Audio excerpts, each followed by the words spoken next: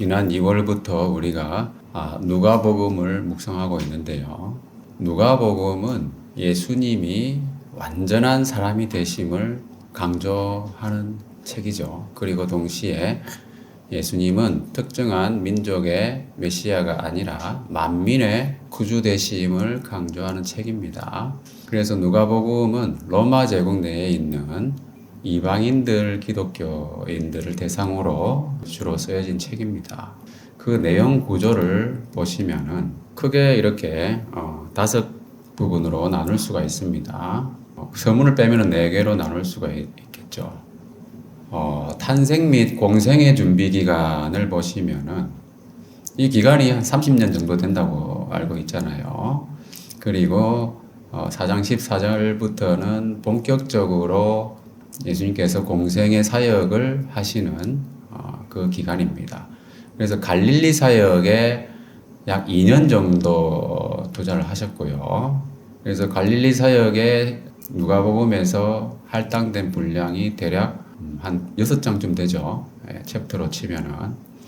그리고 그 이후에 9장 51절부터 말하자면 오늘 우리의 본문입니다. 오늘 본문부터 시작되는 유대 및 베레아 사역인데요. 그게 6개월 정도 기간인데 분량은 10장 정도 됩니다. 누가복음의 장수를 따져봤을 때 상당히 좀 많은 분량이죠. 물론 구속사에 있어서 가장 중요한 예수님의 생애 그 기간이라고 하면 마지막 기간이 될 수 있겠죠. 십자가에서 죽으시기 전에 한 주간 그 고난 기간과 죽으심 그리고 부활, 승천은 40일 이후에 또 일어났기 때문에 그 마지막 한 주간과 이렇게 50일간의 그 기간이라고 볼 수 있겠지만 그것과 직접적인 연관은 아니지만은 예수님의 사역 중에서 그래도 오늘 본문부터 시작되는 이 부분이 상당히 중요성을 가지고 있다고 하는 것을 우리가 짐작할 수 있습니다. 그리고 생각해보면 이런 거예요. 분량도 그렇지만은 예수님께서 갈릴리에서 예루살렘을 향하여 가신다고 오늘 본문에 나와 있잖아요. 그 예루살렘으로 여행하는 그 기간은 많이 걸려도 일주일이면 가거든요. 그런데 6개월 동안을 주님께서는 여기저기 방문하시면서 사역을 하셨다는 거예요. 그럼 굳이 왜 일주일이면은 예루살렘을 가실 수 있는데 6개월 동안 이렇게 투자를 하셨을까? 그만큼 시간을 가지시고 사역을 하셨는가? 실제로 이 기간에 여러분 보시면 알겠지만은 많은 비유들, 가르침들이 있고요. 주님께서 특별히 정성을 쏟으시는 것을 우리가 볼 수가 있습니다. 그 이유가 뭘까? 복음에 있어서 핵심은 물론 십자가 사건과 부활 그리고 승천입니다. 그렇지만은 그것을 나중에 복음을 전파하는 그 사람들, 제자들을 훈련하기 위해서 주님께서는 그만큼 시간을 할애하신 거죠. 제자들을 교훈하고 나중에는 효과적으로 복음을 전하기 위해서 그래서 주님께서는 예루살렘으로 가는 여정을 짧게 가실 수도 있지만은 충분한 시간을 가지면서 그만큼 제자 훈련을 하셨다. 그렇게 생각해 보면 여러분 제자 훈련 그리고 제자가 된다고 하는 것이 얼마나 중요한 것인가 우리가 생각해 볼 수가 있는 것이죠. 그래서 예수님께서는 예루살렘으로 가시기를 이제 그렇게 결심을 하신 겁니다. 자, 드디어 이제 예수님께서 사역을 마무리하실 때가 온 거죠. 근데 여기 보시면은 굳게 결심하다는 말이 있잖아요. 이게 약간 의역이 된 부분이 있습니다. 그래서 직역을 해보면은 이게 무슨 말이냐 하면 헬라어가 있고 영어가 써져 있는데 그의 얼굴을 고정시켰다. 이런 의미예요. 원어적으로 보면은. 그래서 상당히 시적인 표현인데요. 예수님께서 예루살렘을 향하여 얼굴을 고정시켰다는 거예요. 좌로, 우로 이렇게 고개를 돌리지 않으셨다. 전혀 그렇지 않았다는 얘기는 아니잖아요. 그죠? 그렇지만 시적으로 이것은 상당히 의미가 있습니다. 그만큼 우리가 예수님께서 예루살렘을 바라보는 한 장면을 한번 상상해 보시면은 뭔가 비장한 각오가 담겨 있는 그런 표정이 아니겠습니까? 드디어 예수님께서 그런 그 고난과 죽음을 무릅쓰고 십자가를 지시는 그 일을 위해서 굳게 결심하신 것이죠. 굳은 결심이 필요한 겁니다. 고난과 죽음이 기다리고 있기 때문이죠. 그 시작이 바로 오늘 본문인데요. 그래서 이제 오늘부터 이제 예수님의 그 거룩한 여행길이 시작되는 겁니다. 이 여행길에는 과연 어떠한 특징이 있는가 살펴보도록 하겠습니다. 첫 번째는요, 이 거룩한 여행길은 세상이 거부하는 외롭고 위험한 길이라고 할 수 있습니다. 본문에도 나오지만은 예루살렘으로 가기 위한 길을 좀 더 빠른 길로 이야기하자면은 사마리아를 통과해서 가는 길이잖아요. 그래서 예수님께서 사람을 보내가지고 사마리아인의 한 마을에 들어갔는데 거기 있는 사람들이 거부를 했어요. 그 당시에 여러분도 아시겠지만 사마리아하고 예루살렘하고는 적대적인 관계죠. 역사적으로 보더라도 북이스라엘과 남유다가 대립했었잖아요. 그래서 북이스라엘의 수도가 사마리아였고 그리고 남유다의 수도가 예루살렘이었습니다. 그래서 그들은 문화적으로도 상당히 배타적이었고요. 특히 종교의 중심지잖아요. 종교적으로도 그들은 다른 생각을 갖고 있었어요. 서로의 그 상대방의 문화나 종교나 이런 것들 전혀 인정하지 않았기 때문에 상당히 그것이 갈등이 심했던 것 같아요. 그래서 그 지역을 통과하는 것조차도 허용 안 했다는 거 아닙니까? 그래서 예를 들면 어떤 마을에 우리가 아무리 뭐 좋지 않은 뭐 어떤 감정이 있다 하더라도 그 마을에 예를 들면은 여행객이 오는 거잖아요. 그죠? 그러면은 좀 받아주고 경제적으로도 좀 유익한 면이 있잖아요. 근데 그것조차도 그 사람들은 거부했다는 거예요. 그 정도로 예전에 우리나라에 예를 들면은 어떤 전라도하고 경상도 너무 그 대립이 심할 때에 거기 가면은 잘못하면은 이렇게 두들겨 맞고 이유 없이 두들겨 맞고 이런 경우 있었잖아요. 근데 이 당시에 그 사마리아에서는 유대인들이 그만큼 사마리아 사람들을 박해한 경험이 있기 때문에 유대인들이 지나갈 때 갑자기 습격해가지고 살해를 한다거나 그런 일도 들어 있었습니다. 그 정도로 갈등이 심했기 때문에 그 사람들은 그 상황이었다. 받아들이지 않았다는 거죠. 근데 그 사람들은 그러니까 예수님이 누군지를 몰랐다는 거 아닙니까? 자기들의 어떤 정치적인 이념이라든지 종교적인 신념에 사로잡혀가지고 진리를 보지 못했다는 거죠. 그러니까 그들도 말하자면은 무언가 개인적인 또는 사회적인 고정관념에 사로잡힌 모습이라는 겁니다. 그러니까 참된 것을 바라보지 못하고 만왕의 왕이신 주님이 지나가시는 것까지도 받아들이지 않았다는 거. 결국은 그 지방은, 그 마을은 어떻게 됐습니까? 나중에는 다른 마을로 예수님이 가셨기 때문에 여러 가지 좋은 교육, 뭐 예수님의 가르침이라든지 또는 기적을 베푸시는 거라든지 그런 일들에 대해서 배제가 된 거죠. 받아들이지 않으면은 자기들은 일순간 뭐 감정적으로는 위안이 될 수 있을지 모르겠지만은 예수님께서 베푸실 수 있는 많은 축복들이 있잖아요. 그 모든 축복들로부터 배제된다는 겁니다. 그게 얼마나 어리석은 짓입니까? 그죠? 그러니까 자기의 고정관념에 사로잡혀 있다고 하는 것은 그만큼 불행한 거예요. 자기들은 그게 맞다고 생각하는 거잖아요. 지금 우리나라도 보면은 좌우가 너무 진영이 대립이 심하잖아요. 그게 진리라고 생각하는 거거든요. 완전히 속임수에 지금 이용당하고 있는 거잖아요. 거기에 사로잡혀가지고 무엇이 옳은 건지 무엇이 참된 건지를 분별을 못하는 겁니다. 그런 모습을 우리나라에서도 지금 볼 수 있잖아요. 마찬가지입니다. 이 당시에 사람들도 자기 자신이 가지고 있는 경험했던 그런 것에 사로잡혀가지고 참된 것을 바라볼 줄 모르는 그런 상황에 있었다는 겁니다. 자유가 없는 모습이죠. 그죠? 우리 조금 전에 암송했지만은 자유가 없는 이유가 뭡니까? 자유가 없는 이유는 진리를 모르기 때문에 그런 거예요. 진리는 바로 하나님의 말씀이 진리고요. 또 예수님께서 말씀하셨죠. 내가 곧 길이요 진리다라고 말씀하셨는데 바로 하나님 말씀과 예수님이 바로 진리인데 그 진리를 모르기 때문에 그들은 예수님 배척했다는 겁니다. 인간적인 그런 장벽에 가로막혀서 진리를 거부하는 사람들이 된 것이죠. 자, 그래서 그런 사람들은 어떤 위험성이 있는가? 이 말씀을 보시면은 사람들이 자기가 믿고 있는 것이 옳다고 생각하는 거예요.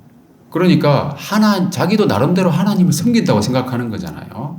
유대인들은 유대교가 있고 사마리아인들도 모세오경을 읽고 있잖아요, 실제로. 예. 그러니까 그 사람들은 이 말씀 보면 뭐라고 나와 있습니까? 때가 이르면은 너희를 죽이는 자가 생각하기를 이것이 하나님을 섬기는 일이라 하리라. 이렇게 말씀하시잖아요. 진리를 모르기 때문에 자기들의 그런 강박관념이나 고정관념이 정말 옳다고 생각하고 거기에 목숨을 거는 거예요. 참 안타까운 일이죠. 자, 그 이유가 뭐라고 했습니까? 결국은 그 사람들이 이런 일을 하는 이유는 아버지와 나를 알지 못함이다 라고 말씀하고 있습니다. 하나님을 모르고 예수님을 모른다고 하는 것, 결국 진리를 모르기 때문에 그들은 이런 헛된 짓을 하고 이런 못된 짓을 하는 거예요. 실제로 여러분, 중세시대에는 그 가톨릭이 순수한 그리스도인들 엄청나게 심하게 고문을 했었거든요. 그러면서 자기들은 하나님을 섬기는 일이라고 믿었던 거죠. 그렇게 했다는 겁니다. 이 보통 일이 아닌 거죠. 모른다고 하는 것이 용납될 물론 하나님께서는 예수님의 이름으로 다 용서해 주시지만 그것이 정말 저는 몰랐습니다라고 하는 것이 합당한 변명이 되기가 어렵다는 겁니다. 얼마나 큰 죄입니까? 모른다고 하는 것이. 자, 고린도전서 말씀을 보면은 그들이 만일 알았다면은 영광의 주를 십자가에 못 박지 아니하였으리라. 그죠? 모르기 때문에 예수님을 십자가에 못 박는 그 엄청난 잘못을 저지르는 거예요. 예수님께서 그 유대인들 그 서기관들하고 변론하실 때도 그런 말씀 하셨잖아요. 그 사두개인들이 물어봤을 때 너희들이 성경도 모르고 하나님의 능력도 모르기 때문에 오해하였다. 모른다고 하는 것이 여러분 결코 합리화될 수가 없는 겁니다. 저 그 말씀 몰랐습니다. 그 성경 너무 두껍잖아요. 그 어떻게 다 읽습니까? 그렇게 말할 수가 없다니까요. 예수님께서 거기 나중에 심판하실 때 이렇게 기록되어 있는 거 못 봤냐라고 하시면은 어떻게 할 겁니까? 우리도 그래서 삶의 여러 가지 실수들은 정말 몰라서 저지르는 경우가 많아요. 그죠? 그래서 저희는 몰랐으니까 봐주십시오. 이렇게 인간적인 생각으로 이야기하잖아요. 그런데 몰라가지고 우리가 잘못해가지고 다른 사람을 피해를 줄 수도 있는 거고. 이 사마리아 사람들은 몰라가지고 어떻게 했습니까? 자기들이 받을 축복을 못 받는 거잖아요. 예수님을 거부했으니까. 다른 마을들이 받는 거예요. 그런 겁니다. 그래서 진리를 알지 못해서 결국 종노릇하는 사람들이라는 거예요. 그런 세상이라는 겁니다. 그러니까 얼마나 위험합니까? 이런 사람들은. 자, 이 문제를 해결하는 데 있어가지고 오늘 말씀에 보면은 야고보와 요한이 나섰어요. 나서가지고 이 사람들이 옛날에 그 엘리야가 불을 명해서 그 군사들을 멸한 적이 있었잖아요. 그것이 생각났나 봐요. 그리고 며칠 전에 변화산에서 모세와 엘리야를 봤잖아요. 그러니까 그 생각이 났는지 모르겠는데 이 사람들이 나서가지고 우리가 불을 명하여 하늘로부터 나와서 저들을 멸하라 하기를 원하시나이까. 이렇게 예수님께 제안을 하는 겁니다. 예수님께서 꾸짖으셨잖아요. 그죠? 자, 몰라서 하는 사람들에 대해서 야단을 쳐봐야 아무런 효과가 없잖아요. 그죠? 저도 개인적으로 이렇게 아이들을 이렇게 키우다 보면은 몰라서 너무 답답한 거예요. 왜 이렇게 쉬운 걸 모르나.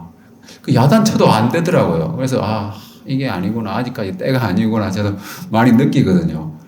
아무리 얘기해도 충분히 알 것 같은, 너무 쉬운 거라서 알 것 같은데도 모르더라고요. 그 모르는 아이들한테는 절대 야단치면 안 되겠다 하는 걸 제가 최근에 많이 느끼거든요. 그래서 모르는 자들에게는 뭐라고 해봐야 아무 의미가 없는 거예요. 악을 행하는 자들은 그것이 옳다고 믿기 때문에 하는 겁니다. 스스로 깨닫지 못하면 책망하는 것이 아무 의미가 없어요. 그래서 거만한 자를 책망하지 말라고 그랬잖아요. 그죠? 지혜 있는 자를 책망하라고 그랬어요. 그걸 받을 만한 사람을. 그러면 그 사람이 더욱 지혜로워진다. 거만한 자를 책망하면 어떻게 된다고 했습니까? 그가 너를 미워할 것이다. 그게 지혜입니다. 그러니까 모르는 자에게는 이렇게 한다고 도움될 게 아무것도 없다는 거예요. 그게 문제 해결이 안 된다는 겁니다. 악을 악으로 대적하는 것은 아주 인간적인 방식이에요. 그럼 어떻게 했냐? 예수님께서는 오히려 제자들 데리고 다른 마을로 가셨어요. 어떻게 보면은 되게 좀 약한 모습이지 않습니까? 그런데 이게 바로 하나님의 해결책입니다, 여러분. 약해 보이는 모습. 부딪혀가지고 뭔가 이렇게 속 시원하게 해결해 보고 싶은 그런 마음도 들 수 있잖아요. 야고보나 요한처럼. 그렇지만 그것은 인간적인 방식이고요. 하나님의 방식은 아니라는 겁니다. 하나님의 방법은 의외로 간단하면서도 의외로 약간 약해 보이는 그런 방식이에요. 자, 마태복음 말씀해 보시면은 자, 이 동네에서 너희를 박해하거든 저 동네로 피하라 그랬어요. 내가 진실로 너희에게 이르노니 이스라엘의 모든 동네를 다 다니지 못하여서 인자가 오리라 그랬습니다. 그러니까 무슨 말이냐 하면은 나를 거부한 마을에 집착할 필요가 없다는 거예요. 이해가 되십니까? 하나님께서 우리에게 주신 막중한 임무는 뭐냐 하면은 너무나 크고 놀라운 임무예요. 그러니까 이 동네를 다 다닐 수도 없는 거예요. 그런데 먼저 가는 동네는 거부해버리면 자기들의 우선권을 놓치는 거예요, 그냥. 그죠? 그러니까 우리가 거기에 대해서 얽매일 필요가 없다는 겁니다. 집착할 필요도 없고, 그리고 이 막중한 임무에 비해서 시간이 부족한 겁니다. 그 하나님의 방법은 뭐냐면은 전할 곳이 엄청나게 많다는 거예요. 그러니까 싸울 필요도 없고, 그죠? 그 사람들하고 싸워서 티격태격 할 필요도 없고, 그럴 시간도 없는 겁니다. 이해가 되시죠? 그러니까 지혜로운 게 뭐냐 하면 그 사람을 싸워서 내가 이기는 게 중요한 게 아니고요.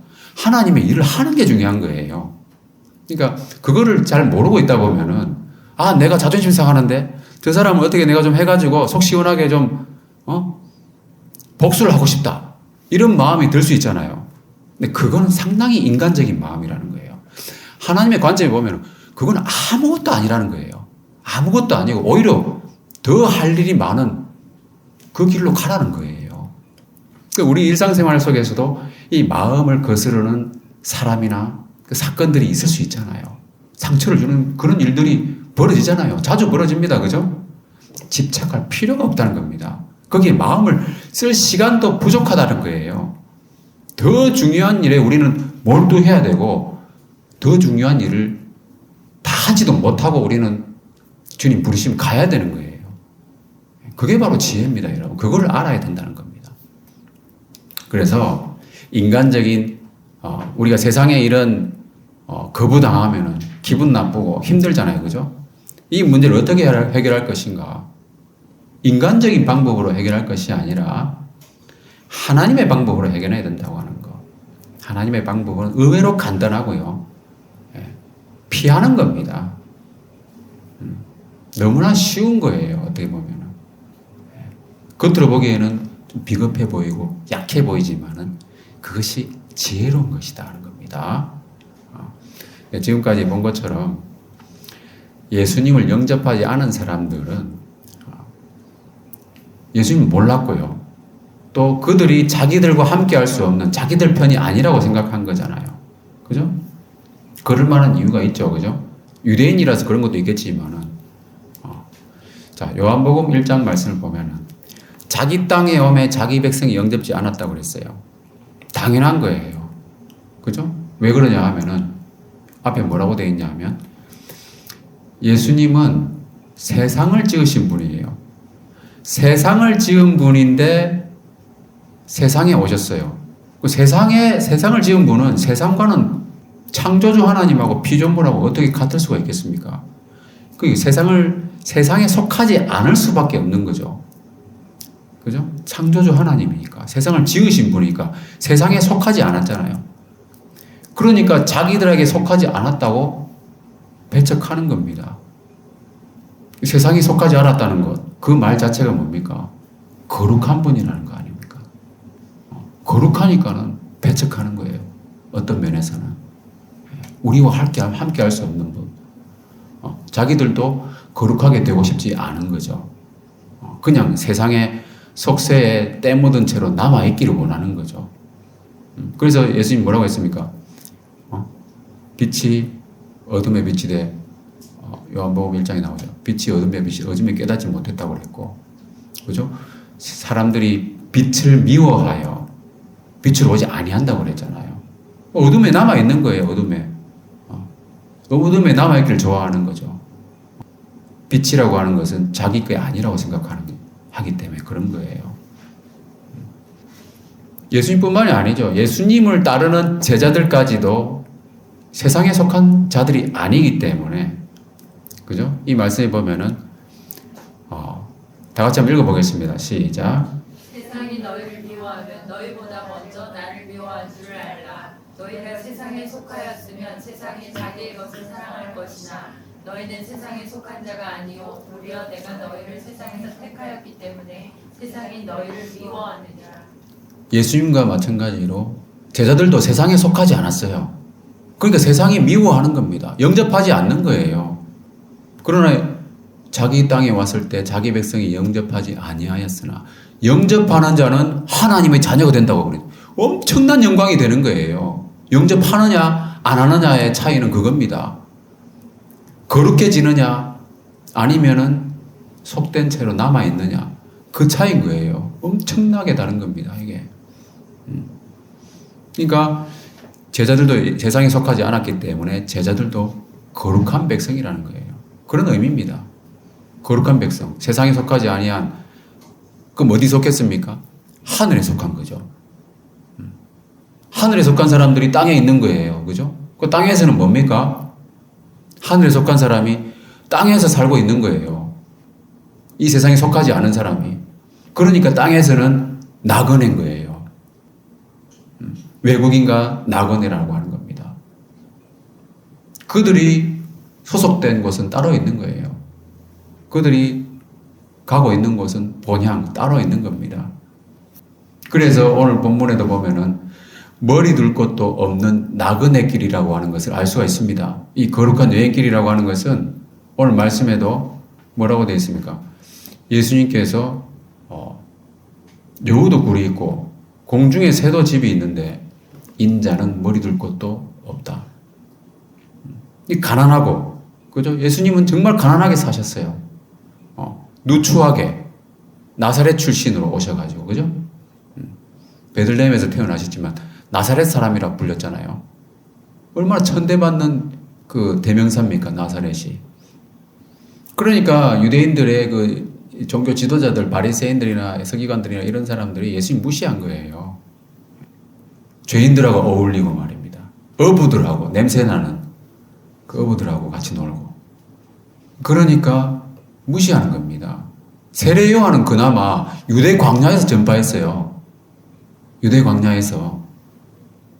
예수님은 그렇지 않았어요. 아예 죄인들하고 친구가 되어버렸잖아요.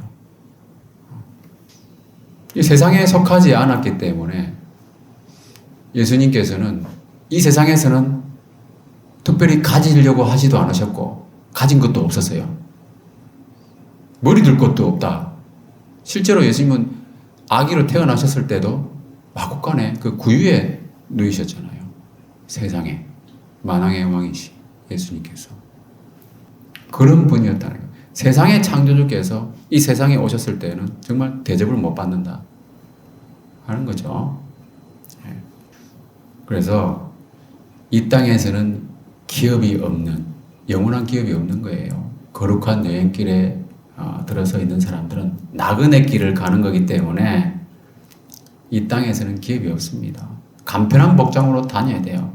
저도 최근에 저희 집에 이슈가 또 생겨가지고 얼마 전에 주인 되시는 분을 만났는데 이 집을 팔아야 된다. 그래서 우리 보고 이사를 해야 될 수도 있으니까 마음의 준비를 하라고 말씀하시더라고요. 그래서 또 아주 그런 일이 생겼구나. 저는 오히려 감사했습니다. 믿음의 도전이잖아요. 그죠? 새로운 또 하나님의 또 인도하심과 예비하심 이런 것들을 경험할 수 있는 기회구나 이런 생각 들면서 한편으로는 약간은 불안한데 그래도 믿음으로 기대하고 있습니다. 예. 그런 거거든요. 그러니까 그렇게 생각해보니까 이사를 가야 될 걸 생각하니까 집에 짐이 너무 많은 거예요.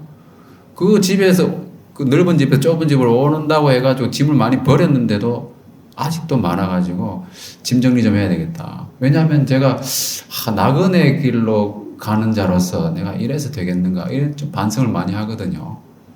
한번 조금씩 이렇게 짐을 좀 버려야 되겠다 이런 생각을 하고 있습니다. 세상에서는 좀 소유를 넉넉하게 가지지 말아야 되겠다. 네. 필요한 만큼만 하나님 주시는 만큼만 받아 누리면 되는 거죠.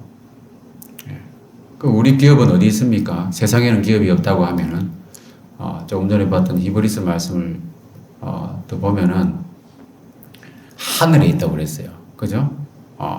그리고 하나님께서는 정말 위대하신 하나님인데 이렇게 본향을 찾아가는 하나님을 믿고 바라보는 이 사람들을 부끄러워하지 아니하시고 그들을 위해서 아름답고 영화로운 성을 하늘에 예비하고 계시다는 겁니다. 그러니까 우리는 하늘 본향을 향해 가는 거룩한 순례자의 길을 간다는 겁니다. 그리고 세 번째는 이 거룩한 여행길이라고 하는 것은 하나님 나라를 우선시하는 제자의 길이에요. 오늘 말씀에 보면은 예수님께서 어떤 사람에게 나를 따르라 이렇게 말씀하셨어요.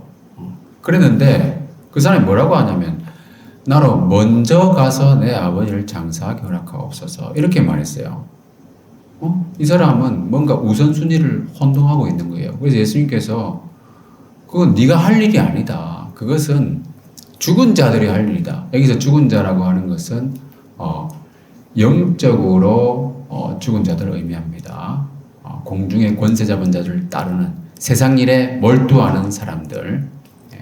그 사람들이 세상 일에 대해서는 그 사람들이 하라고 해라. 네가 할 일은 뭐냐 하면은 하나님 나라를 전파하는 것이다. 그 하나님 나라 전파하는 것이 얼마나 시급하고 중요한 일인가 하는 것을 단적으로 보여주는 예잖아요. 유대인들에게 있어서 우리도 그렇지만은 우리도 가장 만사제쳐놓고 다 허용되는 일 중에 하나가 부모님 상담했을 때 가는 거 누가 뭐라고 합니까? 그죠? 그걸 거의 100% 보내주잖아요. 그죠? 예. 그 유대인들에게서는 이게 더 중요한 의미가 있었어요. 그들에게 있어서 장례 의무라고 하는 것은 성전 예배라든지 또는 절기라든지 또 할례 의식보다도 더 중요하게 여겼던 부분이었어요. 7일 동안 보통 이루어졌는데요. 이것보다도 더 시급한 것이 있다는 겁니다. 그 하나님 나라를 전파하는 거. 그러니까 하나님 나라를 전파하는 것은 유대인들이 생각하는 어떤 종교적인 그런 의식들보다도 더 중요하다는 거예요.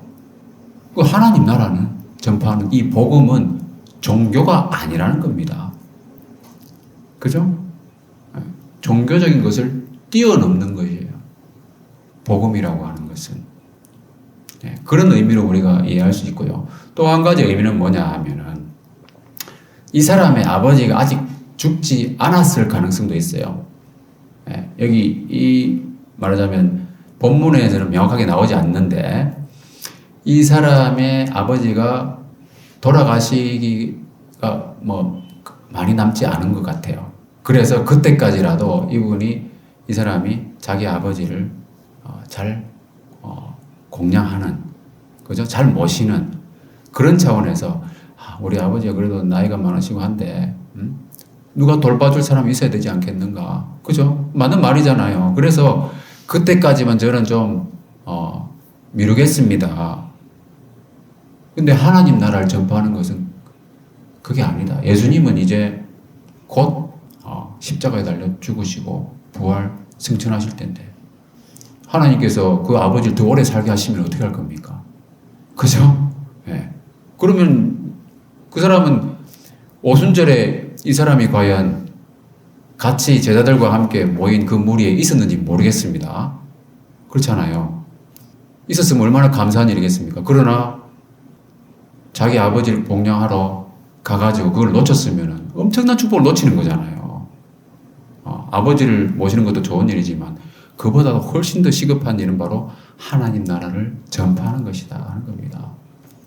우선순위의 문제예요. 우선순위. 예. 부모님을 모시지 말라는 뜻이 절대 아니에요. 예.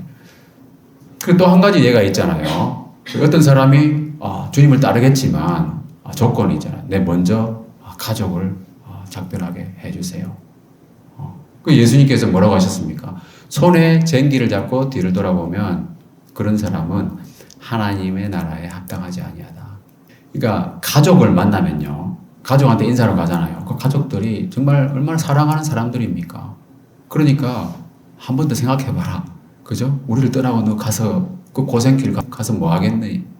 그런 이야기 듣다 보면 어떻게 됩니까? 마음이 약해지잖아요. 뒤로 돌아보면 안 된다는 거예요. 하나님 나라를 위해서 살고자 하는 사람은 굳은 결심을 해야 되는 거예요. 예수님께서 굳은 결심을 하셨잖아요. 그죠? 얼굴을 예루살렘으로 딱 고정하신 것처럼 결심한 사람은 그 결정에 대해서 후회하거나 흔들리지 말아야 된다는 겁니다. 이미 우리가 예수님을 믿고 헌신하기로 많은 세월 전에 했지만은 그래도 뒤로 돌아보면서 후회하거나 흔들리거나 그렇게 해서는 안 되는 거예요. 주님 다시 오실 때까지 이 길을 가야 되는 거 아닙니까? 끝까지 가는 겁니다. 끝까지.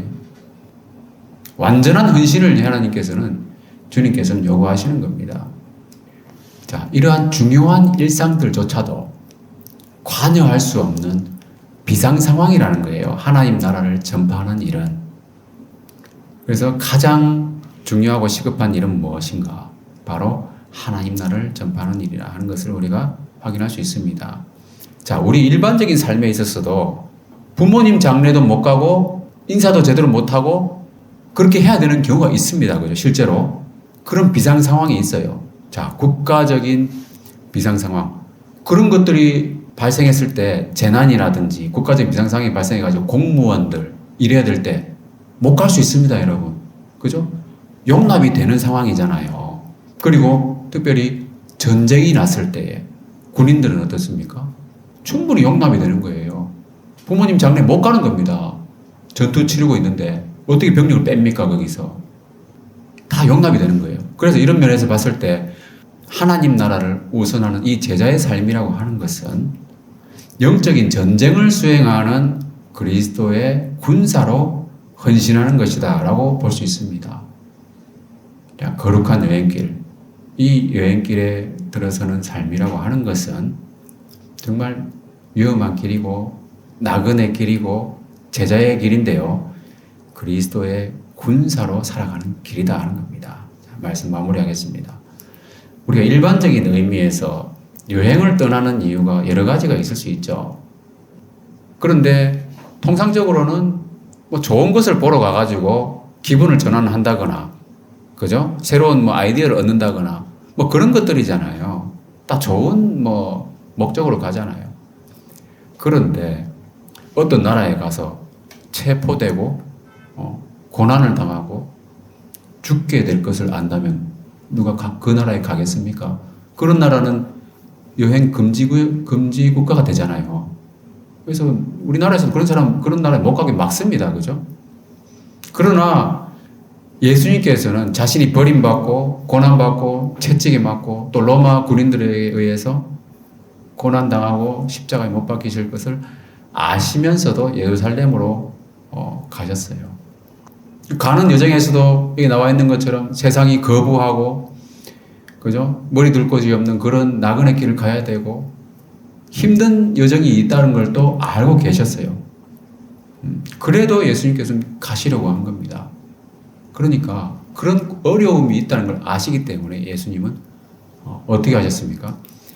굳게 결심하신 거예요. 굳게 결심하신 겁니다. 그 고난이 있기 때문에 흔들리는 마음으로는 갈 수 없는 거예요. 그 왜 그러면은 그 고난이 있는데도 굳이 가야 되느냐? 이 말씀 자세히 보시면 앞에 뭐라고 되어 있습니까? 승천하신다는 거예요. 그것을 통과해가지고 주님께서는 영원하고 영광스러운 하늘 보좌로 가시는 것을 알고 계셨습니다. 그러니까 가시는 겁니다. 히브리서 12장 2절에도 보면은 믿음의 주여 또 온전하게 하시는 이 예수를 바라보자. 그는 그 앞에 있는 기쁨을 위하여 십자가를 참으사, 그죠? 부끄러움을 개의치 아니하시더니 하나님 보좌 우편에 앉으셨느니라 그랬어요. 그 앞에 있는 기쁨이라고 하는 것은 예수님께서 영광의 보좌에 앉으시는 것도 있지만은 우리의 구원을 위한 것입니다. 우리가 함께 주님께서 계신 하늘나라에서 영광을 나누어 누리는 거 있잖아요. 그것을 예수님 생각할 때 십자가도 참으시는 거예요. 예수님께서 그렇게 부끄러움을 개의치 아니하시고 참으신 이유가 뭡니까? 우리가 예수님 믿기 때문에 그런 거예요. 믿어서 하나님을 예배하기 때문에 그런 겁니다. 우리가 하나님의 하늘에 속한 자로서 하늘 본향을 찾기 때문에 그 사람들을 위해서 하나님께서는 부끄러워하지 아니하시고, 그죠? 한 성을 예비했다고 그랬잖아요. 자, 오늘의 마지막 말씀을 다 같이 읽어보겠습니다. 다 같이 시작.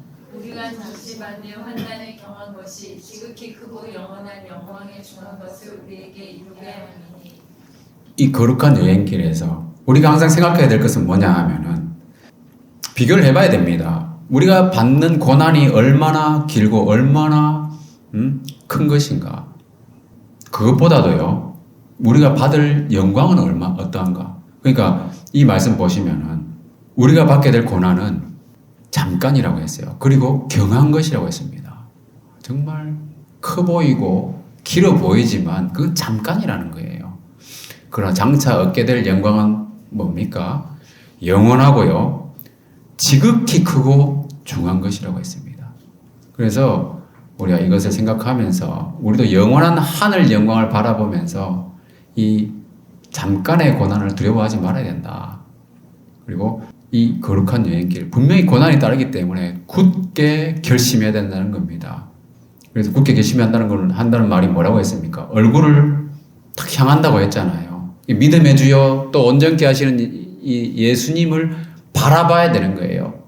좌우로 돌리면은 스트레스 받는 일들만 있는 거예요. 그렇지 않습니까? 그걸 내가 해결하려고 해도 해결도 안 되는 거예요. 세상 일들은 그런 겁니다. 믿음의 주 온전케 하시는 예수님을 바라보면서 우리가 거룩한 여행길에 주님을 따라가기로 굳게 결심하시기 바랍니다. 그리하여서 영원한 하늘 영광을 함께 누리게 되는 저와 여러분이 되시기를 주님의 이름으로 축원합니다.